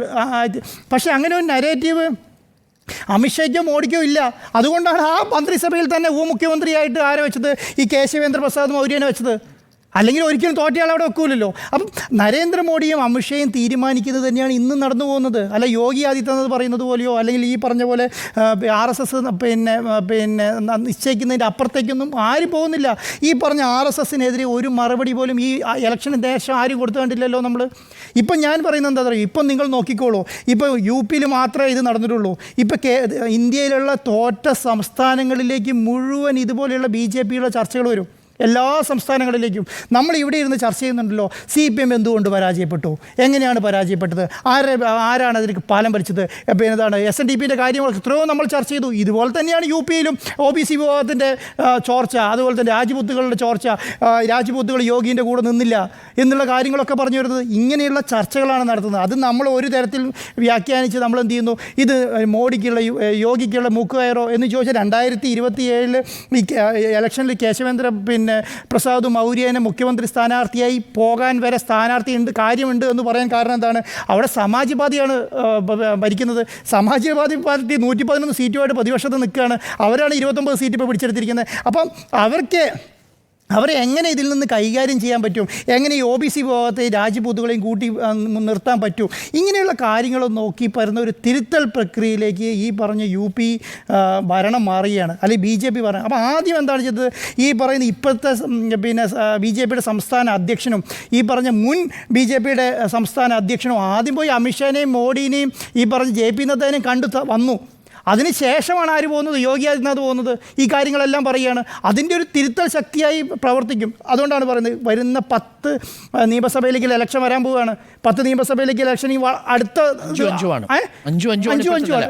നിലയാണ്. നിങ്ങൾ നോക്കിക്കോളൂ, ഈ 5 നിലയെ അവർ വലിയ രീതിയിലാണ് കാണുന്നത്. ഇത് വലിയ ചർച്ചയാവും. കാരണം എന്താ, ഈക്വൽ ശക്തിയായി നിൽക്കുക. ഒരാൾക്ക് 6ഉം ഒരാൾക്ക് 4ഉം വന്നാൽ അതെന്ത് സംഭവിക്കും? അത് ഈ പറഞ്ഞ ആർക്കാണ് നമ്മുടെ യോഗി ആദിത്യനാഥിന് കിട്ടിയില്ലെങ്കിൽ ഈ പറയുന്ന ഏഴെങ്കിലും ചുരുങ്ങിയത് പിടിച്ചില്ലെങ്കിൽ ഇത് വലിയ പ്രത്യാഘാതം ഉണ്ടോ? ഇത് ആരും മനസ്സിലാക്കുന്നുണ്ട്. BJP നല്ല രീതിയിൽ മനസ്സിലാക്കുന്നുണ്ട്. അത് വലിയ ഇഷ്യൂ. അതുകൊണ്ടാണ് BJP എന്ത് ചെയ്തിരിക്കുന്നത്, ഇപ്പം ഈ ചർച്ച ഇമ്മീഡിയറ്റ് ആയിട്ട് സ്റ്റാർട്ട് ചെയ്ത് അവിടെ ഉണ്ടാകുന്ന പടലപ്പിണക്കങ്ങൾ ഒന്നും ഉണ്ടാവാൻ പാടില്ല എന്ന് പറയുന്നത്. അതുകൊണ്ട് തന്നെ 2017 ഇലക്ഷനിൽ ഈ പറഞ്ഞ കേശവേന്ദ്ര പ്രസാദ് മൗര്യ ഈ ഇലക്ഷനെ നിയന്ത്രിച്ച ആളാണ്. അതുകൊണ്ടാണ് പുള്ളി എന്ന് പറയുന്നത്, ഞാൻ വേണമെങ്കിൽ ഉപമുഖ്യമന്ത്രി സ്ഥാനം രാജിവെച്ചിട്ട് രാഷ്ട്രീയ പ്രവർത്തനത്തിലാണെങ്കിൽ പാർട്ടീനെ ഡെവലപ്പ് ചെയ്യാം എന്ന് പറയുന്നത്. ഇതിൽ വേറൊരു കാര്യമുണ്ട്, എന്താണെന്നറിയോ, സർക്കാരിലേക്ക് സാധാരണ ജനങ്ങൾക്കും സാധാരണ പ്രവർത്തകർക്കും എത്തിപ്പെടാൻ കഴിയുന്നില്ല എന്നൊരു ഇതുണ്ട്. അത് ബുൾഡോസർ രാഷ്ട്രീയത്തിന് ഉള്ളത് എങ്ങനെ പ്രതിഫലിപ്പിച്ചു എന്നുള്ള കാര്യങ്ങളുമുണ്ട്. എല്ലാ കാര്യങ്ങളും ഇഴകീറി പരിശോധിച്ച് 1 by 1 ആയിട്ട് പരിശോധിച്ചിട്ടാണ് ഈ പറഞ്ഞ യോഗങ്ങൾ നടക്കുന്നത്. ഇപ്പം അത് പുറത്തേക്ക് വരുന്ന വാർത്ത, പ്രത്യേകിച്ച് സൗത്ത് ഇന്ത്യയിലേക്ക് വരുന്ന വാർത്ത, ഇതെന്തോ യോഗി ആദിത്യനാഥിനെതിരെയാണ് എന്നുള്ള നിലയിലേക്ക് പോവുകയാണ്. അങ്ങനെയല്ല എന്നാണ് ഞാൻ വിശ്വസിക്കുന്നത്. അങ്ങനെ ആവുമായിരിക്കാം, പക്ഷേ അതെന്താണ് 2027 അന്നേരത്തെ സാഹചര്യങ്ങൾ കണക്കാക്കി ഈ പറയുന്ന BJPയുടെ നാഷണൽ നേതൃത്വം ഒരു തീരുമാനം എടുക്കുന്നതിലേക്കേ പോകുള്ളൂ. പക്ഷേ ഒരിക്കലും BJP ഇന്നും അന്നും ഈ പറയുന്ന യോഗി ആദിത്യനാഥിനെ പ്രധാനമന്ത്രി സ്ഥാനാർത്ഥിയായിട്ടോ പ്രധാനമന്ത്രിയായിട്ടോ കണ്ടിട്ടില്ല. കണ്ടിരുന്നെങ്കിൽ അദ്ദേഹത്തിൻ്റെ ഒരു മുഖ്യമന്ത്രി, കാരണം 253 സീറ്റ് 255 സീറ്റോളല്ലേ, 255 സീറ്റോട് കൂടിയിട്ട് അധികാരത്തിലിരിക്കുന്ന പാർട്ടിക്ക് 2 ഉപമുഖ്യമന്ത്രിമാരെന്തിനാ? അവിടെ ഈ പറഞ്ഞ NDAക്ക് വലിയ ഘടകകക്ഷികളൊന്നുമില്ല, ചെറിയ ഘടകകക്ഷികളേ ഉള്ളൂ. അപ്പോൾ അവിടെ എന്തിനാ ഈ പറഞ്ഞ 2 ഉപമുഖ്യമന്ത്രിമാർ? അവിടെ 2 ഉപമുഖ്യമന്ത്രിമാരെ കൊടുത്തത് എന്തിനാണ്? നിങ്ങൾ മാത്രം വലിയ ആളല്ല, നിങ്ങളുടെ കൂടെ 2 പേരും കൂടി ഇരുന്നോട്ടെ. അതാരാ വയ്ക്കുന്ന? അമിത്ഷാ തോറ്റ സ്ഥാനാർത്ഥിനെ കൊണ്ടുപോയിട്ട് ഉപമുഖ്യമന്ത്രിയാക്കാണ്. അപ്പോൾ ആ ലെവലിലേക്ക് നോക്കുമ്പോൾ ഇതൊരു മൂക്കുകാരായിട്ടൊന്നും ഞാൻ കണക്കാക്കുന്നില്ല. പക്ഷേ എന്താ, ഒരു തിരുത്തൽ പ്രക്രിയ BJPയിൽ തുടങ്ങിയിട്ടുണ്ട് എന്നുള്ള കാര്യം അച്ചട്ടിൽ പറയാം. അതിൻ്റെ കൂടെ RSSും തിരുത്തൽ പ്രക്രിയയ്ക്ക് ഇറങ്ങി തിരിച്ചിട്ടുണ്ട്. അത് BJPക്കും അതുപോലെ തന്നെ RSSനും വലിയ മാറ്റങ്ങൾ ഉണ്ടാക്കാൻ ഈ രാജ്യത്ത് സമർപ്പിക്കും. ഇത് മനസ്സിലാക്കി കോൺഗ്രസ് പ്രവർത്തിച്ചില്ലെങ്കിൽ ഈ പറയുന്ന ഇതുവരെ ഉണ്ടാക്കുന്ന കോൺഗ്രസിൻ്റെ എഡ്ജ് അവരെ കൈമോശം വരാൻ സാധ്യതയുണ്ട്. തോറ്റ ആൾക്കാർ എപ്പോഴും ജയിക്കാൻ വേണ്ടി പ്രസവിച്ചുകൊണ്ടിരിക്കും. ജയിച്ച ആൾക്കാർ എപ്പോഴും എന്താണ്, തോക്കാൻ വേണ്ടി ആരും പ്രസവിക്കില്ല. ഞാൻ ജയിച്ചിരിക്കുക എന്നുള്ള ശൈലിയിരിക്കും. ഇപ്പോൾ കോൺഗ്രസ് ജയിച്ചിരിക്കുക എന്നൊരു ഇതിൽ നിൽക്കുകയാണ്. ഞാൻ ജയിച്ചിട്ടില്ല, ഞങ്ങൾ അധികാരത്തിൽ വന്നിട്ടില്ല എന്നിപ്പോൾ കോൺഗ്രസ് മനസ്സിലാക്കിക്കൊള്ളുക. ആ മനസ്സിലാക്കിയതിനപ്പുറം എത്രയും കൂടുതൽ പ്രവർത്തിക്കാൻ പറ്റുമോ അത്രയും കൂടുതൽ പ്രവർത്തിച്ചോളുക. ഇപ്പം നമുക്ക് 243 അല്ലേ പാർലമെൻറ്റിൽ കോൺഗ്രസിൻ്റെ 241 പാർലമെൻറ്റ് സീറ്റ് ഉണ്ട്. അതല്ല, അപ്പുറം ഭരിക്കുന്നത് BJP ആണെന്നുള്ള ബോധ്യം ഇവിടെ അടിയുണ്ടാക്കാം. നമുക്ക് ശക്തമായ പ്രതിപക്ഷമാവാം. ശക്തമായ പ്രതിപക്ഷമല്ല വിജയം, ശക്തമായ ഭരണപക്ഷമാണ് വിജയം എന്നുള്ളത് കോൺഗ്രസ് മനസ്സിലാക്കിക്കോട്ടെ. അപ്പം ഞാൻ ഒരിക്കലും ഇത് നിയന്ത്രണം വിട്ടോടുന്ന യോഗി ആദിത്യനാഥിനെ പിടിച്ചിട്ടുണ്ട്. അതിന്റെ പേരാണ് അല്ല മൂക്കുകയർ. ആയിക്കോട്ടെ. അല്ല അതെന്താണെന്നറിയോ, RSS പോലും BJP പോലത്തെ ഒരു സംഘടന ചെയ്ത് തെറ്റ്, ഒരാൾ തെറ്റ് ചെയ്താൽ തിരുത്തേണ്ട സംവിധാനം പാർട്ടിക്കുള്ളത്. Exactly. തിരുത്തൽ പ്രക്രിയയാണ്. ഓക്കെ, സുജയ. യോഗിക്ക് ആരും മൂക്കുകയർ ഇട്ടിട്ടുമില്ല, ഉടനെ ഒന്നും ഇടാനും പോകുന്നില്ല. അങ്ങനെ ഇട്ടു എന്ന് കരുതുന്നവരുടെയൊക്കെ വ്യാമോഹം മാത്രമാണ്. പ്രധാനപ്പെട്ട ചോദ്യം എന്താണ്? യോഗി ആദിത്യനാഥിനെ ഉത്തർപ്രദേശിന്റെ മുഖ്യമന്ത്രി സ്ഥാനത്ത് നിന്ന് മാറ്റുമോ എന്നുള്ളതാണ്. ഇല്ല എന്നുള്ളത് ഞാൻ തറപ്പിച്ച് പറയുന്നു. 2027 വരെ യോഗി ആദിത്യനാഥ് തന്നെയായിരിക്കും UPയുടെ മുഖ്യമന്ത്രി. ഇനി ഉപമുഖ്യമന്ത്രി കേശവ് പ്രസാദ് മൗര്യയാണ് ഇവിടെ എല്ലാവരും പുകഴ്ത്തി സംസാരിച്ചത്, ഒരു തിരുത്തൽ ശക്തിയായൊക്കെ പ്രവർത്തിക്കുന്ന കേശവ് പ്രസാദ് മൗര്യയെക്കുറിച്ച്. ഇനി എന്താണ് നടന്നത് എന്ന് കൂടി നമുക്ക് പരിശോധിക്കാം. ഇക്കഴിഞ്ഞ ഞായറാഴ്ച, നമ്മളിപ്പോൾ സംസാരിക്കുന്നത് വ്യാഴാഴ്ചയാണ്, ഇക്കഴിഞ്ഞ ഞായറാഴ്ച ഉപമുഖ്യമന്ത്രി കേശവ് പ്രസാദ് മൗര്യ BJPയുടെ പ്രവർത്തക സമിതി യോഗത്തിൽ, എക്സിക്യൂട്ടീവ് യോഗത്തിൽ പറഞ്ഞ വാചകമാണ് ഇവിടുത്തെ പ്രധാനപ്പെട്ട വിഷയമായി ചൂണ്ടിക്കാട്ടിയത്. ലഖ്നൌവിലായിരുന്നു യോഗം. അതിൽ പാർട്ടിയാണ് സർക്കാരിനേക്കാൾ വലുത്, ആരും പാർട്ടിയേക്കാൾ വലുതല്ല. ഇത് കേശവ് പ്രസാദ് മൗര്യ മാത്രമല്ല, എല്ലായിടത്തും BJP എടുക്കുന്ന സ്റ്റാൻഡ് അത് തന്നെയാണ്. പാർട്ടിയാണ് ആദ്യം, വ്യക്തിയല്ല. വ്യക്തികൾക്ക് പ്രാധാന്യം കൊടുക്കുന്ന കപ്പലിന്റെ കപ്പിത്താനുള്ള പാർട്ടിയെ അനുകൂലിക്കുന്ന ആളുകൾക്ക് തോന്നും വ്യക്തിയാണ് വലുതെന്ന്. ഇവിടെ വ്യക്തിയല്ല, പാർട്ടി തന്നെയാണ് വലുത്. ലക്ഷ്യമാണ് പ്രധാനം. അതായത് രാജ്യത്തിന്റെ പുരോഗതി തന്നെയാണ് BJP എന്ന പാർട്ടിയുടെ ഏറ്റവും പ്രധാനപ്പെട്ട കാര്യം. അല്ലാതെ അതിനപ്പുറത്തേക്ക് വ്യക്തികളെ വളർത്തുക, യോഗി ആദിത്യനാഥിനെ വളർത്തുക, അതൊന്നുമല്ല. പാർട്ടി വളരുക, രാജ്യം വളരുക. ആദ്യം തന്നെ രാജ്യത്തിലേക്ക് പോകും, അതിനുശേഷമേ ഉള്ളൂ പാർട്ടിയും വ്യക്തിയും ഒക്കെ. ഏറ്റവും അവസാനമാണ് സെൽഫ്. അല്ലാതെ ഒരു വ്യക്തിയായ യോഗി ആദിത്യനാഥിനെ വളർത്തുന്നില്ല, യോഗി ആദിത്യനാഥിന് മൂക്കുകയറിട്ടു, അതൊക്കെ ഇറലവൻ്റ് ആണ്. ഇനി JP നദ്ദയുടെയും യോഗി ആദിത്യനാഥിന്റെയും സാന്നിധ്യത്തിലാണ് ഈ BJP പ്രവർത്തക സമിതി യോഗത്തിൽ കേശവ് പ്രസാദ് മൗര്യ ഇക്കാര്യങ്ങൾ പറഞ്ഞത്. അതിന് മറുപടിയായി അതേ വേദിയിൽ തന്നെ യോഗി ആദിത്യനാഥ് പറഞ്ഞ കാര്യങ്ങൾ എന്തൊക്കെയാണ്? അതായത് സർ നേരത്തെ സൂചിപ്പിച്ചതുപോലെ കറക്ഷൻ എന്നുള്ള കാര്യം ആ യോഗത്തിൽ തന്നെ പറഞ്ഞു പോവുകയാണ്. യോഗി ആദിത്യനാഥ് പറഞ്ഞ മറുപടിയെക്കുറിച്ച് പറയാതെ കേശവ് പ്രസാദ് മൗര്യ യോഗിയെക്കുറിച്ച് ഇങ്ങനെ ആഞ്ഞടിച്ചിട്ട് പോയി എന്ന് പറഞ്ഞു കഴിഞ്ഞാൽ ആ നറേറ്റീവ് ഫുള്ളല്ല. യോഗി ആദിത്യനാഥ് പറഞ്ഞത് ഇന്ത്യ മുന്നണിയെ ഫലപ്രദമായി നേരിടാൻ കഴിയണം, ഇന്ത്യ മുന്നണി ഉണ്ടാക്കിയിട്ടുള്ള ഇൻറോഡ്സ് എന്താണെന്ന് മനസ്സിലാക്കിക്കൊണ്ട്, ആ ചലഞ്ച് എന്താണെന്ന് മനസ്സിലാക്കിക്കൊണ്ട് അതിനെ കൗണ്ടർ ചെയ്യാൻ കഴിയണം എന്നുള്ളതാണ് യോഗി ആദിത്യനാഥും കേശവ് പ്രസാദ് മൗര്യയും എല്ലാവരും BJP ആകെ യോജിക്കുന്ന പ്രധാനപ്പെട്ട ഘടകം. കാരണം 2027 3 വർഷങ്ങൾക്കപ്പുറം ഉത്തർപ്രദേശ് നിയമസഭാ തെരഞ്ഞെടുപ്പിലേക്ക് പോവുകയാണ്. 2017 സീറ്റുകൾ കുറഞ്ഞാണ് 2022 പോൾ പൊസിഷൻ നിൽക്കുന്നത്. അതുകൊണ്ട് തന്നെ 2027 മികച്ച ഭൂരിപക്ഷത്തിലേക്ക്, ഇവിടെ ഇപ്പോൾ മാഡം പറഞ്ഞു അയോധ്യ, ഫൈസാബാദിലെ മികച്ച വിജയം, അതൊക്കെ പാർട്ടി കൃത്യമായി തന്നെ നോക്കിക്കാണുന്നുണ്ട്. അതിനൊക്കെയുള്ള റെമഡീസ് ആണ് ഇപ്പോൾ ചർച്ച ചെയ്തുകൊണ്ടിരിക്കുന്നത്. അല്ലാതെ യോഗി ആദിത്യനാഥിന് മൂക്കുകയറിടാനായിട്ടുള്ള കയർ വാങ്ങിയിട്ട് ചന്തയിൽ നിന്ന് വാ എന്ന് പറഞ്ഞല്ല കേശവ് പ്രസാദ് മൗര്യയെ ദില്ലിയിൽ നിന്നും തിരിച്ചയച്ചിരിക്കുന്നത്. ഇനി ഒരു കാര്യം, ഭൂപേന്ദർ ചൗധരി എന്ന പേര് കൂടി നമ്മൾ ചർച്ച ചെയ്തു പോകണം. ഭൂപേന്ദർ ചൗധരി എന്ന BJPയുടെ ഉത്തർപ്രദേശ് അധ്യക്ഷൻ, അദ്ദേഹം ഡൽഹിയിൽ പോയി കണ്ടിട്ട് യോഗി ആദിത്യനാഥിനെ മാറ്റണമെന്നുള്ളതല്ല. അദ്ദേഹം പറഞ്ഞ വാചകം ലോക്സഭയിലെ ദയനീയ പ്രകടനത്തിന്റെ ഉത്തരവാദിത്തം എനിക്കാണ് എന്നാണ് ഭൂപേന്ദർ ചൗധരി എന്ന BJPയുടെ ഉത്തർപ്രദേശിലെ അധ്യക്ഷൻ പറഞ്ഞത്. അതിനുശേഷമാണ് ഈ 40,000 പാർട്ടി പ്രവർത്തകരുടെ അഭിപ്രായം ക്രോഡീകരിച്ചുകൊണ്ടുള്ള 15 പേജുള്ള റിപ്പോർട്ട് ദേശീയ നേതൃത്വത്തിന് കൈമാറിയത്. ആ റിപ്പോർട്ട് പ്രധാനമന്ത്രി അടക്കമുള്ള എല്ലാവരും ചർച്ച ചെയ്യും. കാരണം അതിൽ നിന്ന് കാര്യങ്ങൾ മനസ്സിലാക്കിക്കൊണ്ട് തിരുത്തലിലേക്ക് പോവുക എന്നുള്ളതാണ് BJP എന്ന പാർട്ടിയുടെ ശരി. അല്ലാതെ അവിടുന്ന് തീരുമാനിച്ച് ഇങ്ങോട്ടേക്ക് അറിയിക്കും, അല്ലെങ്കിൽ അവിടെ തോറ്റതിന് താഴെ ബ്രാഞ്ചുകാരാണ് കുറ്റക്കാരെന്ന് പറയും. അതല്ല BJP എന്ന പാർട്ടിയുടെ ശൈലി. ഇനി ജാട്ട് വിഭാഗത്തിന്റെ കൂടി കാര്യം നമ്മൾ പറയണം. OBCയും രാജ്പുത്തും മാത്രമല്ല, ജാട്ട് വിഭാഗക്കാരനാണ് BJP അധ്യക്ഷനായ ഭൂപേന്ദർ ചൗധരി. അതുകൊണ്ട് തന്നെ ഈ 10 നിയമസഭാ സീറ്റുകളിലെ ഉപതെരഞ്ഞെടുപ്പിന് ശേഷം വരാൻ പോകുന്ന മാറ്റം എന്ന് പറയുന്നത് യോഗിക്കല്ല, ഭൂപേന്ദർ ചൗധരിക്കാണ്. BJP അധ്യക്ഷ സ്ഥാനത്തേക്ക് OBC വിഭാഗത്തിൽ നിന്നുള്ള അല്ലെങ്കിൽ മറ്റൊരു പിന്നോക്ക വിഭാഗത്തിൽ നിന്നുള്ള ഒരാൾ വരാൻ പോകുന്നു എന്നുള്ളതാണ് UPയിൽ നമ്മൾ കാണാൻ പോകുന്ന മാറ്റം. ഒരു തരത്തിലും സർക്കാരിൽ മുഖ്യമന്ത്രിയുടെ കാര്യത്തിൽ മാറ്റം ഉണ്ടാകില്ല എന്നുള്ള മെസ്സേജ് BJP കേന്ദ്ര നേതൃത്വം കൃത്യമായി കൈമാറി കഴിഞ്ഞിരിക്കുന്നു. അത് JP നദ്ദയും പ്രധാനമന്ത്രി നരേന്ദ്രമോദിയും ഒക്കെ ചേർന്നെടുത്തിരിക്കുന്ന തീരുമാനമാണ്. യോഗിയെ മാറ്റാൻ പോകുന്നില്ല എന്നുള്ളതാണ്. മൗര്യ ദില്ലിക്ക് പോയി JP നദ്ദയെ കണ്ടു. UP BJP അധ്യക്ഷൻ ഭൂപേന്ദ്ര ചൗധരി ബുധനാഴ്ച ഡൽഹിയിൽ പോയി പ്രധാനമന്ത്രിയെയും ഒപ്പം JP നദ്ദയെയും ഒക്കെ കുറേ സമയം കണ്ടു. ഇവർ രണ്ടുപേരും കൂടി കണ്ടു. ഇതെല്ലാം വലിയ ഹെഡ്ലൈൻസ് ആണ്. പക്ഷേ ഈ കറക്ഷൻസ് എടുക്കുന്നതിനെ കുറിച്ച് BJPക്കുള്ളിൽ നടക്കുന്ന ചർച്ചകൾ എന്താണ് എന്നതിനെക്കുറിച്ചല്ല, മസാല കണ്ടന്റ് ആണ് ഇവിടെ ചർച്ചയായിക്കൊണ്ടിരിക്കുന്നത്. അപ്പോൾ സർക്കാരിൽ നേതൃമാറ്റമില്ല എന്നുള്ളത് കേന്ദ്ര നേതൃത്വം ഉറപ്പിച്ച കാര്യമാണ്. ഇനി 10 നിയമസഭാ സീറ്റുകളിലെ ഉപതെരഞ്ഞെടുപ്പ്, അതേക്കുറിച്ച് ഇവിടെ പറഞ്ഞു വന്നല്ലോ, അതേക്കുറിച്ച് കൂടി ഞാൻ പറയാം. ഇന്നലെ ലഖ്നൌവിൽ യോഗി ആദിത്യനാഥ് അവിടുത്തെ ക്യാബിനറ്റ് പദവിയുള്ള മന്ത്രിമാരുടെ, സംസ്ഥാന മന്ത്രിസഭയിലെ 30 പേരെയും വിളിച്ചുകൂട്ടി. 13 ക്യാബിനറ്റ് മന്ത്രിമാരും 17 മന്ത്രിമാരും പങ്കെടുത്ത യോഗം. അതിൽ അവരോട് പറഞ്ഞിരിക്കുന്ന നിർദ്ദേശം എന്ന് പറയുന്നത് ഈ 10 സീറ്റുകളിലും ലോക്സഭയിലേറ്റ പരാജയം അവർ കൃത്യമായി ഉൾക്കൊള്ളുകയും അത് തിരിച്ചു പിടിക്കുകയും ചെയ്യും. യോഗി തന്നെ ആ ചലഞ്ച് ഏറ്റെടുത്തിട്ടുണ്ട്. പോയിട്ടുണ്ടെങ്കിൽ ഞാൻ കൊണ്ടുവരും എന്ന് യോഗി പറഞ്ഞിട്ടുണ്ട്. അപ്പോൾ ആ ചലഞ്ച് ഏറ്റെടുത്തുകൊണ്ട് കൊടുത്തിരിക്കുന്ന കറക്ഷൻ എന്ന് പറയുന്നത് പറയുന്നത് ഈ 10 മണ്ഡലങ്ങളിലും പോയി ആഴ്ചയിൽ 2 ദിവസം, അത് നൈറ്റ് സ്റ്റേ അടക്കം, അതിൽ ബൂത്ത് തലം മുതലുള്ള പ്രവർത്തകരിലേക്ക് ഇറങ്ങിച്ചെന്ന് പ്രവർത്തിക്കണം. ഇത് കോൺഗ്രസ് പറയുന്നത് പോലെ മറ്റേ ഒതുക്കാൻ വേണ്ടി ചെയ്തതല്ല കേട്ടോ. കൃത്യമായി എല്ലാ മന്ത്രിമാരും പോകണം. കാരണം അവർക്ക് പരാതിയുള്ളത് ബ്യൂറോക്രസിയെ കുറിച്ചാണ്. സാർ പറഞ്ഞത് ശരിയാണ്. ബ്യൂറോക്രസിയുടെ ഇടപെടലിനെ കുറിച്ചുള്ള പാർട്ടിയുടെ പരാതി അതും യോഗി കണക്കിലെടുക്കുന്നുണ്ട്. അതുകൊണ്ടാണ് മന്ത്രിമാരെ വിളിച്ചു കൂട്ടിയിട്ട് പറഞ്ഞത് അവിടുത്തെ പ്രധാന പ്രശ്നങ്ങൾ ബൂത്ത് തലത്തിൽ ഇടപെടണം, പ്രശ്ന പരിഹാരം ഉണ്ടാക്കേണ്ട വിഷയങ്ങൾ അത് നിങ്ങൾ ഇടപെട്ടിട്ട് നടക്കുന്നില്ലെങ്കിൽ എൻ്റെ ശ്രദ്ധയിലേക്ക് കൊണ്ടുവരണം. അപ്പോൾ തിരിച്ച് മന്ത്രിമാർ പറഞ്ഞ മറ്റൊരു കാര്യം കൂടിയുണ്ട്, ഇന്നലെ നടന്ന യോഗത്തിൽ പറഞ്ഞത്. അതായത് ഇത്തവണ ഈ 10 ഉപതെരഞ്ഞെടുപ്പുകളുടെയും സ്ഥാനാർത്ഥികളുടെ സെലക്ഷൻ എന്ന് പറയുന്നത് വളരെ കെയർഫുള്ളായി നമുക്ക് നടത്തണം. അത് കൂട്ടുത്തരവാദിത്തത്തോടെ നടത്താൻ പോകുന്ന കാര്യമാണ്. താങ്കൾ പുഞ്ചിരിച്ചിട്ട് കാര്യമില്ല, ഇതാണ് അവിടെ നടക്കാൻ പോകുന്ന കാര്യം. ഇനി ബ്യൂറോക്രാറ്റ്സ് പ്രശ്നങ്ങൾ പരിഹരിക്കുന്നില്ല എങ്കിൽ അത് ഇടപെട്ട് പരിഹരിക്കാൻ കഴിയുന്ന ബുൾഡോസർ എന്നൊക്കെ പറഞ്ഞല്ലോ, അത് ഒരു ക്രെഡിറ്റായി തന്നെയാണ് ഞാൻ കാണുന്നത്. എന്തായാലും ഉത്തർപ്രദേശിൽ യോഗി ആദിത്യനാഥിനെ പോലെ സ്ട്രോങ് ആയിട്ടുള്ള ഒരു ചീഫ് മിനിസ്റ്റർ തന്നെ വേണം. കാരണം UP-യിൽ ഒരു കളി നടക്കില്ല. അതുകൊണ്ട് അഖിലേഷ് യാദവ് ഇപ്പോൾ കിട്ടിയ സീറ്റും കെട്ടിപ്പൊതിഞ്ഞ് ഇങ്ങോട്ട് വാ മൺസൂൺ ഓഫർ ഉണ്ടെന്ന് പറഞ്ഞിട്ടൊന്നും ഒരു കാര്യവുമില്ല. യോഗി കളിക്കാൻ തീരുമാനിച്ചിട്ടുണ്ടെങ്കിൽ അവിടെ കളിച്ചിരിക്കും. ഇപ്പോഴുണ്ടായിട്ടുള്ള പരാജയത്തിന്റെ ഉത്തരവാദിത്തം അത് കൃത്യമായി ഭൂപേന്ദർ ഏറ്റെടുക്കുന്നു. പക്ഷേ അങ്ങനെയല്ല കാര്യങ്ങളെന്ന് യോഗിക്കറിയാം. യോഗിയും കറക്ഷന് തയ്യാറാകുന്നുണ്ട് എന്നുള്ളതാണ് ഏറ്റവും പ്രധാനപ്പെട്ട കാര്യം. ഈ 10 സീറ്റും ടഫാണെന്നേ. സമാജ്വാദി പാർട്ടിക്ക് അല്ലെങ്കിൽ ഇന്ത്യ മുന്നണിക്ക് ഈ 5 സീറ്റിനപ്പുറം ഈ 10-ൽ കടക്കാൻ കഴിയുമെന്ന് നിങ്ങൾ ആരെങ്കിലും പ്രതീക്ഷിക്കുന്നുണ്ടോ? ഒരു കാരണവശാലും സമ്മതിക്കില്ല. 5-നപ്പുറത്തേക്ക് ഇന്ത്യ ബ്ലോക്ക് പോകാൻ ഒരു കാരണവശാലും അവിടെ യോഗി ആദിത്യനാഥ് സമ്മതിക്കില്ല. ബാക്കിയുള്ളവർ ഒന്നും ഇറങ്ങിയില്ലെങ്കിലും അതിനുള്ള മെക്കാനിസം അല്ലെങ്കിൽ ഒറ്റയ്ക്ക് പൊരുതാനായിട്ടുള്ള കരുത്ത് യോഗിക്കുണ്ട്. കാരണം ഈ സീറ്റ് പോയപ്പോൾ അത് കേന്ദ്ര നേതൃത്വത്തിന് മനസ്സിലായിട്ടുണ്ട് ആരാണ് ബാക്കിലോട്ട് നിന്നത് എന്നുള്ളത് കൃത്യമായി മനസ്സിലാക്കിയിട്ടുണ്ട് പാർട്ടി. അപ്പോൾ നിഷാദ് പാർട്ടിയുടേതാണ് ഒരു സീറ്റ്, RLD-യുടേതാണ് ഒരു സീറ്റ്, BJP-യുടേത് 3 സീറ്റ്. അങ്ങനെയാണ് ഇപ്പോൾ NDA-യുടെ കൈവശമുള്ള 5 സീറ്റുകൾ നിൽക്കുന്നത്.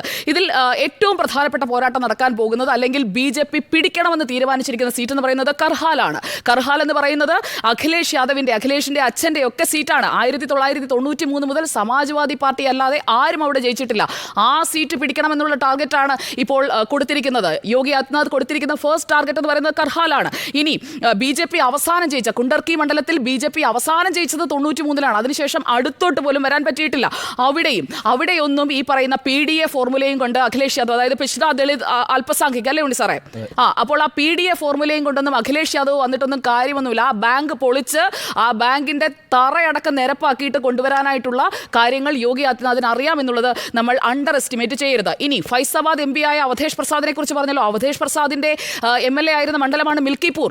9 തവണയാണ് അവിടെ അവധേഷ് പ്രസാദ് ജയിച്ചത്. ആ മിൽക്കിപൂർ പിടിക്കുമെന്നാണ് യോഗി പറഞ്ഞത് ഈ യോഗത്തിൽ. നമുക്ക് പിടിക്കേണ്ട 2 മണ്ഡലങ്ങൾ കർഹാൽ അതുപോലെ തന്നെ മിൽക്കിപൂർ. 9 തവണ ഫൈസാബാദിൽ ഇപ്പോൾ പിടിച്ച അവധേഷ് പ്രസാദിന്റെ അതായത് തട്ടകത്തിൽ കയറി അടിക്കുമെന്നാണ് യോഗി പറഞ്ഞിരിക്കുന്നത്. അപ്പോൾ സമാജ്വാദി പാർട്ടിയുടെ ഒപ്പം ഇന്ത്യ മുന്നണിയുടെ ഒക്കെ പോസ്റ്റർ ബോയ് ആയ അവധേഷ് പ്രസാദ് നന്നായിട്ടൊന്ന് നോക്കിയിരുന്നു. ആ മണ്ഡലത്തിലും മിൽക്കിപൂറിലും കയറി അങ്ങോട്ട് അടിക്കുക എന്നത് തന്നെയാണ് അവരിട്ടിരിക്കുന്ന ലക്ഷ്യം. അപ്പോൾ ആ ചലഞ്ച് യോഗി ഏറ്റെടുത്ത് കഴിഞ്ഞിരിക്കുന്നു. ഓഗസ്റ്റിൽ അതിന്റെ ഫലം പുറത്തു വരുമ്പോൾ നമുക്ക് കൃത്യമായി അത് മനസ്സിലാക്കാൻ കഴിയും.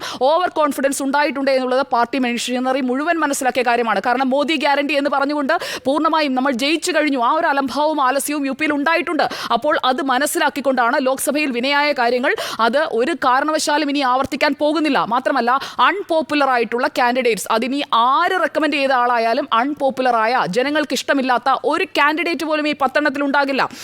അതുപോലെ തന്നെ നേരത്തെ സൂചിപ്പിച്ച ഈ രാജ്പൂത് വോട്ടേഴ്സ് അവരുടെ ഒരു ഏലിയനേഷൻ അത് സംഭവിച്ചിട്ടുണ്ട്. അതൊരു വസ്തുതയാണ്. VK സിംഗ് ഇഷ്യൂ അടക്കം അങ്ങനെ ഉണ്ടായിട്ടുള്ള ഓരോ പ്രശ്നവും 1 by 1 എടുത്ത് പരിഹരിക്കാൻ കഴിയുന്ന രീതിയിലുള്ള ഒരു മെക്കാനിസം ഉള്ള പാർട്ടിയാണ് BJP. അത് അവർ ഇതിനകം തന്നെ തുടങ്ങിക്കഴിഞ്ഞിരിക്കുകയാണ്. അപ്പോൾ രാജ്പുത് വേഴ്സസ് OBC ആംഗിൾ അതാണ് അടുത്തത് സെറ്റിൽ ചെയ്യാനായിട്ടുള്ള അടുത്ത പ്രശ്നം. അതും ഉടൻ തന്നെ പരിഹരിക്കുകയും ചെയ്യും.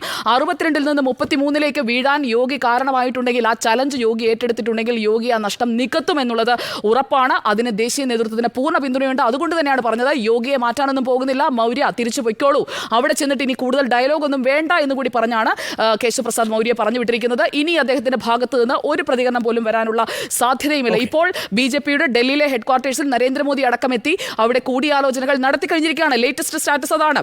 അപ്പോൾ UP-യിൽ 6 റീജിയനുകളിലുമായി ഉണ്ടായിട്ടുള്ള 8% ഒരു ഡിപ്പ് എന്ന് പറയുന്നത് പ്രധാനമായി തന്നെയാണ് അവർ കാണുന്നത്. അതുകൊണ്ട് തന്നെ ആ ചോർച്ച അടയ്ക്കുക തന്നെ ചെയ്യും.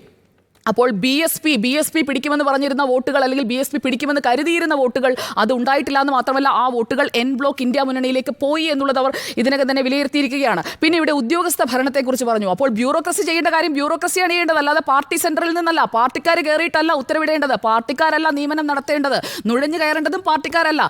ഉദ്യോഗസ്ഥർ ഭരിക്കേണ്ട കാര്യങ്ങൾ UP-യിൽ ഉദ്യോഗസ്ഥർ തന്നെ ഭരിക്കും. പാർട്ടിക്കാർ ഭരിക്കുന്നത് ഇവിടെ കേരളത്തിലേ നടക്കൂ, UP-യിൽ നടക്കില്ല.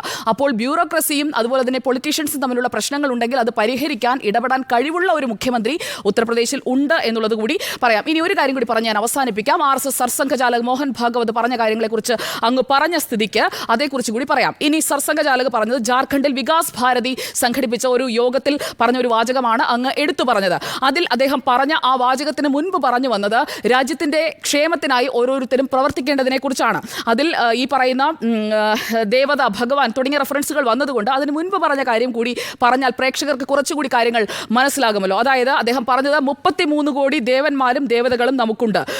അതുപോലെ തന്നെ സനാതന ധർമ്മം മനുഷ്യധർമ്മത്തിന്റെ പുരോഗതിക്ക് എത്ര ആവശ്യമാണ്. ഈ രണ്ട് കാര്യങ്ങളും പറഞ്ഞതിന് ശേഷം അദ്ദേഹം പറയുന്നു സനാതന ധർമ്മം രാജകൊട്ടാരങ്ങളിൽ നിന്ന് കൊണ്ടുവന്നതല്ല, 3800-ലധികം ഭാഷകൾ നമുക്കുണ്ട്. അതിനുശേഷം വ്യത്യസ്ത ദൈവങ്ങളെ വ്യത്യസ്ത രീതിയിൽ ആരാധിക്കുന്നവരാണ് ഭാരതീയർ എന്ന് പറഞ്ഞതിന് ശേഷമാണ് താങ്കൾ പറഞ്ഞ വാചകത്തിലേക്ക് വന്നത്. അതിൽ നേരിട്ട് നരേന്ദ്രമോദിയാണ് ഉദ്ദേശിച്ചതെന്ന് ജയറാം രമേശ് പറഞ്ഞത് അതേപടി അങ്ങ് പറഞ്ഞാൽ അത് അംഗീകരിച്ചു തരാൻ കഴിയില്ല. കാരണം പറഞ്ഞത് ഇങ്ങനെയാണ്, പുരോഗതിക്ക് ഒരു അവസാനവുമില്ല. അതായത് മനുഷ്യൻ പ്രോഗ്രസ് ചെയ്ത് മുന്നോട്ട് പോകാനാണ് ആഗ്രഹിക്കുന്നത്. അതിൽ ആളുകൾ സൂപ്പർമാൻ ആകാൻ ആഗ്രഹിക്കുന്നു. അവിടെയും നിർത്തുന്നില്ല. ദേവതയാകാൻ, ദേവതയാകാൻ, ഭഗവാനാകാൻ ഒക്കെ ആഗ്രഹിക്കുന്നു. പക്ഷേ ഭഗവാൻ പറയുന്നു എന്നാണ് പറഞ്ഞത്. അല്ലാതെ ഭഗവാൻ ആകാൻ ആഗ്രഹിച്ചു എന്ന് പറഞ്ഞ് നരേന്ദ്രമോദി പറഞ്ഞ ഒരു വാചകത്തെ പറയാം, പൂർത്തിയാക്കട്ടെ, അതിനിടയ്ക്ക് വെടിപൊട്ടിക്കാതെ. അപ്പോൾ ഭഗവാൻ പറയുന്നു ഞാൻ എല്ലായിടത്തും ഉണ്ടെന്ന്. അതായത് താങ്കൾ വിശ്വരൂപൻ എന്ന് പറഞ്ഞല്ലോ, വിശ്വരൂപൻ എന്ന് പറയുന്ന സിനിമ പോലെയല്ല, വിശ്വരൂപ് എന്ന് പറഞ്ഞു കഴിഞ്ഞാൽ ഓംനി പ്രസന്റ് എന്നാണ് അർത്ഥം. അതായത് സർവ്വവ്യാപി, ഈശ്വരൻ എല്ലായിടത്തുമുണ്ട്. അപ്പോൾ തത്വമസിയുടെ അർത്ഥം അറിയണം, അഹം ബ്രഹ്മാസ്മിയുടെ അർത്ഥം അറിയണം. ഈശ്വരൻ എല്ലായിടത്തുമുണ്ട്, സർവ്വവ്യാപിയാണ്. ആ സർവ്വവ്യാപിയായ ഈശ്വരനാകാൻ ഞാൻ ആഗ്രഹിച്ചാൽ അതൊരു തെറ്റല്ല. കാരണം എല്ലാവരിലുമുള്ള ഈശ്വരൻ എന്നിലും കുടികൊള്ളുന്നു എന്ന് ആഗ്രഹിക്കുന്ന നരേന്ദ്രമോദി പറയുന്നതിൽ എന്താണ് തെറ്റ്? അല്ലാതെ നരേന്ദ്രമോദി ഞാൻ ദൈവമാണ്, നാളെ മുതൽ നിങ്ങൾ എല്ലാവരും വന്ന് എനിക്ക് പാലഭിഷേകം നടത്തണമെന്നൊന്നും നരേന്ദ്രമോദി പറഞ്ഞിട്ടില്ല. എല്ലാവരിലും ഉള്ളതുപോലെ ഈശ്വരനിൽ വിശ്വസിക്കുന്നവരുടെ കാര്യമായിട്ടോ ഞാൻ പറഞ്ഞത്. ഈശ്വരനിൽ വിശ്വസിക്കുന്നവർ കരുതുന്നത് എല്ലാവരിലും ഉള്ളതുപോലെ, തൂണിലും തുരുമ്പിലും ഉള്ളതുപോലെ ഈശ്വരാംശം എന്നിലും ഉണ്ട് എന്നാണ്. അതാണ് ഇവിടെ മോഹൻ ഭാഗവത് എന്ന് പറയുന്ന RSSന്റെ സർസംഘചാലക് പറഞ്ഞത്. അതായത് വിശ്വരൂപം എന്ന് പറഞ്ഞു കഴിഞ്ഞാൽ ഓംനി പ്രസന്റ് എന്നാണ്, സർവ്വവ്യാപി എന്നാണ്. അതാണ് പറഞ്ഞത്. അല്ലാതെ അത് നരേന്ദ്രമോദിയെ കുറിച്ചാണ് പറഞ്ഞതെന്ന് ജയറാം രമേശ് വ്യാഖ്യാനിച്ച ഉടനെ അതാണ് ഏറ്റവും പ്രധാനപ്പെട്ട വാചകം എന്ന് പറയുമ്പോൾ അതിലും വലുതുണ്ടോ എന്ന്, അതായത് വിശ്വരൂപിനേക്കാൾ വലുതുണ്ടോ എന്ന് ആർക്കും അറിയില്ല എന്ന് പറഞ്ഞുകൊണ്ടാണ് മോഹൻ ഭാഗവത് ആ വാചകം അവസാനിപ്പിക്കുന്നത്. അതിൽ നിന്ന് ഒരു ഭാഗം എടുത്തുകൊണ്ട് അത് നരേന്ദ്രമോദിയെ പറഞ്ഞതാണെന്ന് പറഞ്ഞു കഴിഞ്ഞാൽ അത് ശരിയാകില്ല. യോഗിക്ക് ആരും ഇവിടെ മുക്കുകയറിയിട്ടില്ല. 2027 വരെ ഉത്തർപ്രദേശിന്റെ മുഖ്യമന്ത്രി യോഗി ആദിത്യനാഥ് ആയിരിക്കും. ബയോളജിക്കൽ അല്ല എന്റെ ജന്മം എന്ന് പറഞ്ഞത് മോദി തന്നെയല്ലേ? ബയോളജിക്കൽ അല്ല എന്നല്ല പറഞ്ഞത്, എന്റെ ജന്മം ജൈവികമാണ് എന്നതിനപ്പുറം ഞാൻ കരുതുന്നു എന്നാണ് പറഞ്ഞത്. ജൈവികമാണെന്നാണ് കരുതിയത്. ഇപ്പോഴെന്താണ്, ജൈവികമാണോ? അദ്ദേഹം പറഞ്ഞ വാചകം എന്നിലും ഈശ്വരന്റെ അംശമുണ്ടെന്നുള്ളതാണ്. ഈ മനസ്സിലാകാത്ത ആളോട് തർക്കിച്ചിട്ട് കാര്യമില്ല. അതൊക്കെ കേരളത്തിൽ ശബരിമലയിൽ എഴുതി വെച്ചേക്കുന്ന കാര്യമായിട്ട് നിങ്ങൾ പല കാലങ്ങളും പറയുന്നത് അതൊക്കെ വേറെ ഇന്റർപ്രിട്ടേഷൻ. അതൊന്നും അല്ല, തത്വമസി ഒന്നും അല്ല പറഞ്ഞിരിക്കുന്നത്. ഞാൻ എന്റെ രാഷ്ട്രീയ പ്രവർത്തനം എങ്ങനെയാണ്, അത് ദൈവീക നിയോഗമാണ്. അതാണെന്ന് ഇപ്പോൾ പറഞ്ഞത്. ഈശ്വരൻ എന്നെ തെരഞ്ഞെടുത്തയച്ചാണ്, ഓരോരുത്തരും തെരഞ്ഞെടുത്തയക്കും. ഡോക്ടർ അരുണിനെ കഴിഞ്ഞ തവണ 3 ലക്ഷത്തിന് തെരഞ്ഞെടുത്തു, ഇത്തവണ 1.5 ലക്ഷത്തിന് തെരഞ്ഞെടുത്തു. താങ്കളെയും കഴിഞ്ഞ തവണ 3 ലക്ഷത്തിന് തെരഞ്ഞെടുത്തു, ഇത്തവണ 1 ലക്ഷം. അത് ജനങ്ങൾ അതൊരു ഇലക്ഷൻ പ്രൊസീജിയർ ആണ്. അതും ദൈവത്തിന്റെ നിയോഗവും തമ്മിൽ ഓരോ വ്യക്തിക്കും തട്ടുപൊളിക്കുന്നു പറഞ്ഞല്ലോ. തട്ടേ കയറി എന്തോ ചെയ്യാൻ പോകുന്നു എന്നൊക്കെ പറഞ്ഞു. ആ മാനമര്യാദയ്ക്ക് ആ അമ്പലത്തിന്റെ തട്ടൊന്ന് ശരിയാക്കിയിരുന്നെങ്കിൽ പൊളിഞ്ഞു വീഴത്തില്ലായിരുന്നു, ആ വെള്ളമെങ്കിലും. അപ്പോൾ നമുക്ക് യോഗിക്ക് മൂക്ക് കയറോ എന്ന ചോദ്യത്തിന്റെ ഉത്തരം 3 പേർ യോഗിക്ക് മൂക്ക് കയർ എന്ന അഭിപ്രായമാണ്, 2 പേർ യോഗിക്ക് മൂക്കുകയറല്ല എന്ന അഭിപ്രായവുമാണ്. ചർച്ച ഇന്നിവിടെ അവസാനിക്കുന്നു. വീണ്ടും കാണാം. യോഗിക്ക് മൂക്ക് കയറോ യെസ് എന്ന് 3, നോ എന്ന് 2.